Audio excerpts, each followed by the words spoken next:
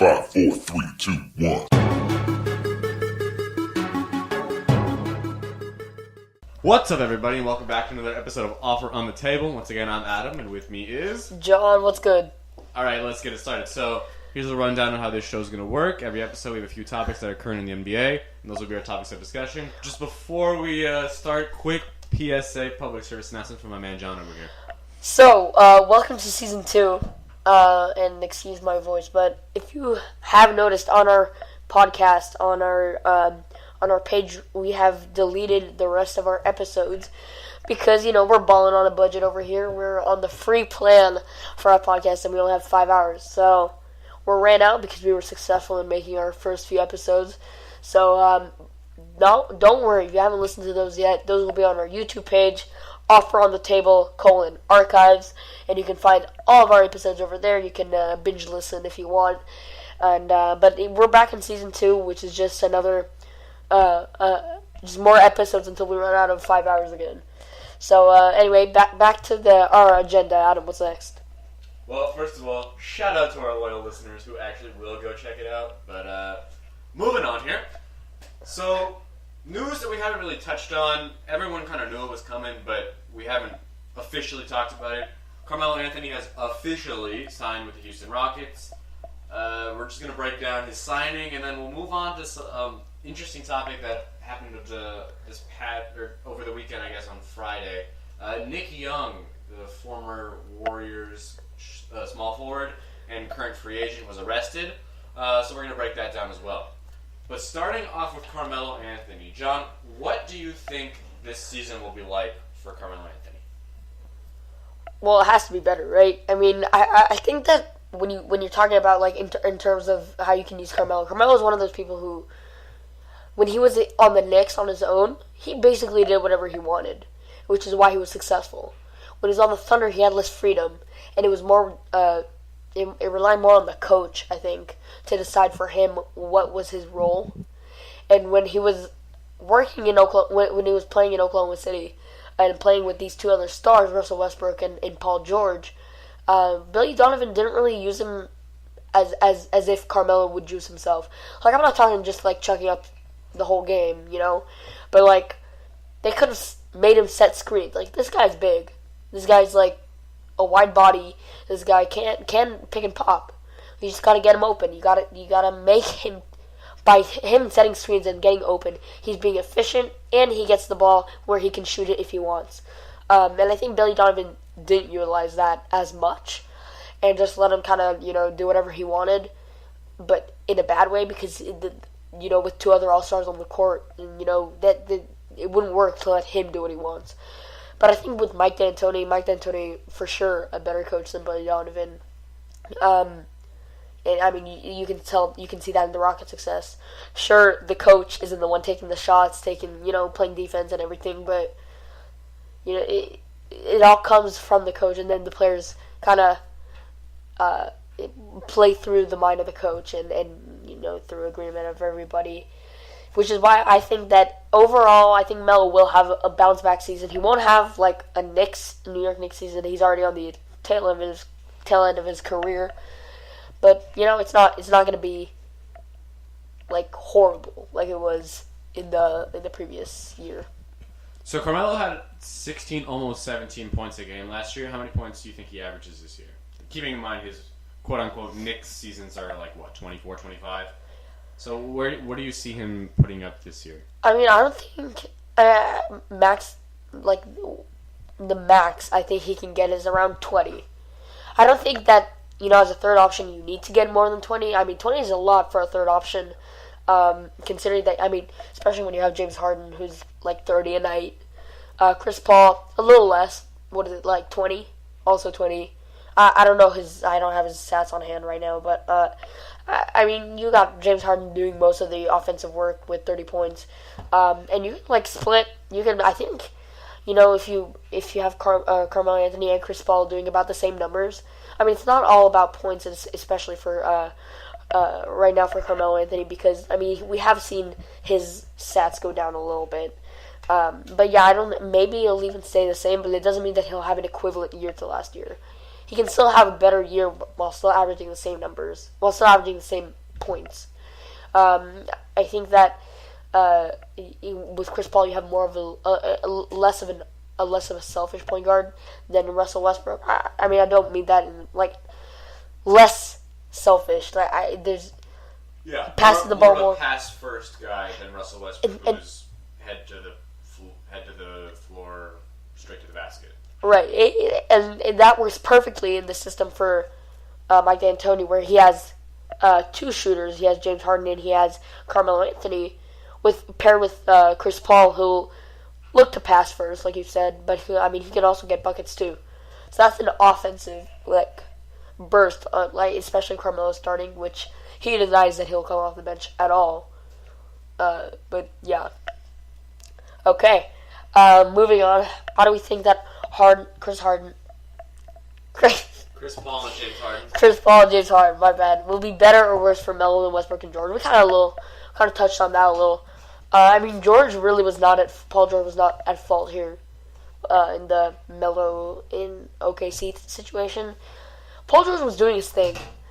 He was just adding to Russell Westbrook, but Carmelo Anthony, being the player that he is, could not perform it the way he used to while sharing the court with two of the stars. In terms of who had more of an effect on Carmelo Anthony's season last year in OKC, it would be Russell Westbrook, because it's Russell Westbrook's job to distribute the ball as well, and he didn't really do that. So that's why I think James Harden and Chris Paul will do a better job. Maybe because Chris Paul is what Carmelo Anthony needs. Like we just said this. He needs someone to pass him the ball. But, I think Mike D'Antoni can also utilize... It's not just James Harden and Chris Paul. Mike D'Antoni will be able to, I think, find ways for Carmelo Anthony to be more useful than he was in Oklahoma City. How about you? I'm a little hesitant about that. One, because I agree Chris Paul is a more dynamic point guard in a sense than Russell Westbrook. In the pass first variety. Overall, I have to say Westbrook probably more versatile, but that's neither here nor there. It's more so that the Westbrook, Paul George, Carmelo Anthony kind of trio was really more of a duo. It was Westbrook and Paul George, and right. Carmelo was an afterthought. And I don't know how much that's going to change when he moves to San Antonio. That's why I'm saying that his numbers... San Antonio, Houston, sorry. That's why I'm saying that his numbers might not be, better necessarily. But I think that his overall play, you can see an increase. You can see that he will thrive a little more in Houston. See, that's... I don't know, because we obviously we didn't have the podcast going when Chris Paul signed with the Rockets. But we talked about this, just John and I, a while ago, that we didn't know how Chris Paul would fit in, because it was James Harden, the dominant on-ball guy. And they made they adjusted very well. Chris Paul obviously really well together, fitting into the system well. But adding yet another one, I don't see how that could work. And it really was a team that thrived on Harden and Paul, and then when they got help, they were even better. But Melo's a guy that, once he's hot, but he takes 6 or 7 shots to get there, and I don't know if the Rockets can necessarily afford that. Like, you saw the Rockets in the playoffs, they got production from Ariza, from Eric Gordon, who would come on and just shoot fire. But Ariza left for the Suns. Okay, but even then, Ariza was cold a lot too. I mean, he hit a couple threes, but it really was Eric Gordon. Right. So I don't know if they kind of visualized Melo replacing what Eric Gordon did, but Eric Gordon's still there, and he's clearly going to want touches too. So I think it's a little too much. There's too many people wanting the ball at once. So I think the Rockets overall will probably be successful, but I think, on the court. Off the court, I feel like there might be some issues between what goes on there. There's a lot of personalities. And ultimately, if you're Mike D'Antoni, I think you have to bench Carmelo.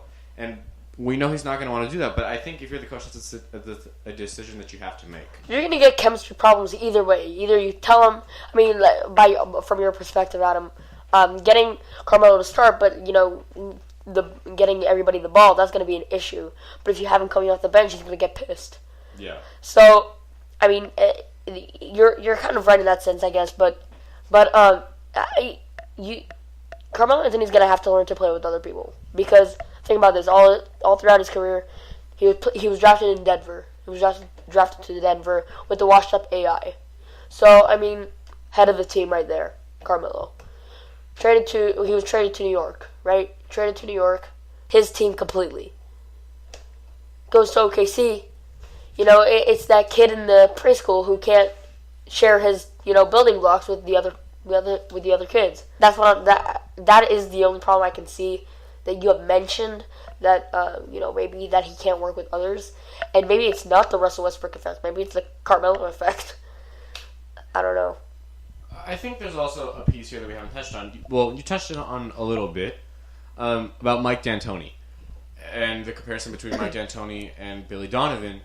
But I think you're forgetting Mike D'Antoni was Melo's coach in New York, and they struggled immensely, and D'Antoni left, right? And they did not have much success.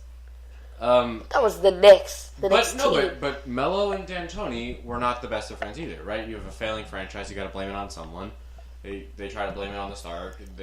Someone else tries to blame it on the coach, right? And so there's a feud there, I think, that if chemistry problems were to develop, I think there's already a grudge in place that could make it worse. Which is just another thing to think about. Another layer of tension that could happen in Houston.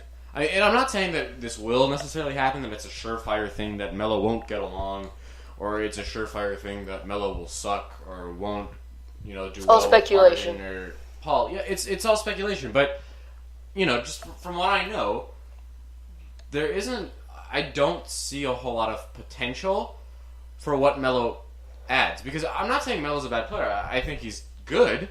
Not as good as he used to be, but he's still a good player. I mean, everything that he can do, he's versatile. But in that system, in Mike D'Antoni's system, which is run him up and down the floor, chuck up a bunch of threes. 7 seconds. I don't think that he'll work for what they're trying to accomplish. And then I think if you try to fold him in, you cause problems. Because you're cutting other people, or you're shoving him into a system where he won't belong, or you start him and then all hell breaks loose, because he really should not be starting. Well, okay, you said something about the beef between D'Antoni and Carmelo Anthony. If that was the case, why was he so fixed on going to Houston? It's a contending team. He's really good friends with Chris Paul, and we know he likes James Harden. I think at some point you have to... Where do we know that from? Have you not seen pictures of Melo on Team USA? Or just hanging out with Chris Paul? No, Chris Paul I know, the banana boat. Yeah. But I'm talking about, how do we know that he's good friends with James Harden? Well, I don't think he's as close of friends as he is with Chris Paul, but I know that he's friends with Harden. You see him working out. They're playing one-on-one. They're training over the summer. They're obviously Team USA as well. So, and for the top players in the league, you have to know that there's a certain level of respect that they have for one another. Yeah. And Harden MVP, right? Like, there's nothing Melo can say that's wrong with that. So all in all, the pros outweigh the cons here for Carmelo Anthony going to Houston. That's what it is in my mind. So it's more about him wanting to solidify his legacy by possibly getting a ring, rather than trying to revive his career. Well, he took a major pay cut, didn't he? $2 million. 2.3 million, I think, the veterans minimum. Rather than 27. Well, you know what? So yeah, I do think that he's ring chasing. To say the least. Okay, I think that's enough Melo talk. For someone like Melo, I think that's enough talking for one day. Nick Young. Nick Young was arrested in Los Angeles, and apparently refused to cooperate with the police officers when he was stopped on a routine traffic violation arrest. So it says, we're reading off an article here. It says that he was released out of bail for $10,000. Holy shit! If you're any kind of athlete, any kind of prominent figure, you can say whatever you want about Nick Young. He's a big deal. He makes a lot of money. He's an athlete. You can call him a celebrity. Yeah. You cannot, as knowing that you